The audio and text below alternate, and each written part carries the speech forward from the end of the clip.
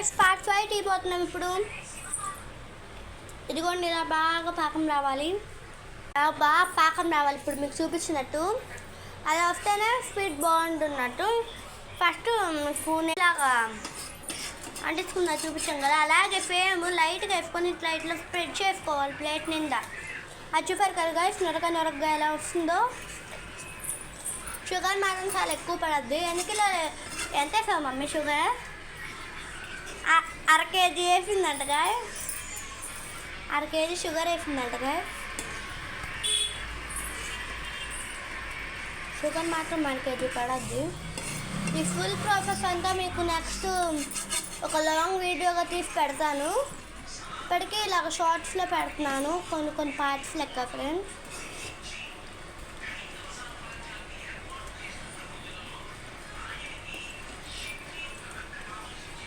భలే వస్తుంది నొరగగా. అక్కడ వేర్చిన గుళ్ళకొక్కటి మన నోట్లో వేసేస్తుంది లోపు. మా అమ్మ పాకం లోపుగా పాకం ఎలా వచ్చిందమ్మా? ఇంకా రావాలా?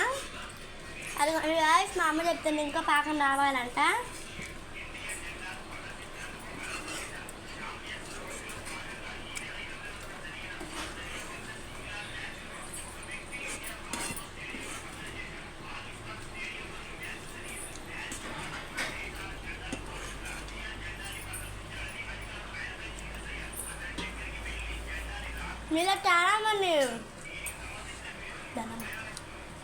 మీరు చాలామంది వీడియో చూస్తున్నారు కానీ లైక్ చేయట్లేదు.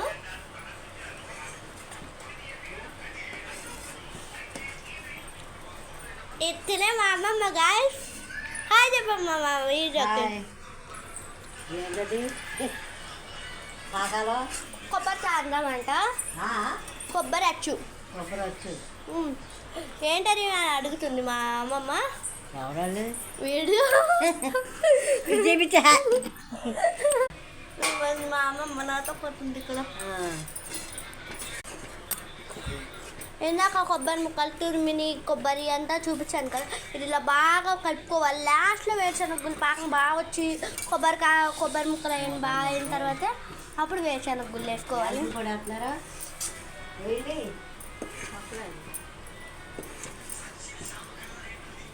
యాలకుల పొడి కొట్టలేదుగా, మీరు కావాలనుకున్న వాళ్ళు వేసుకోవచ్చు యాలకుల పొడి.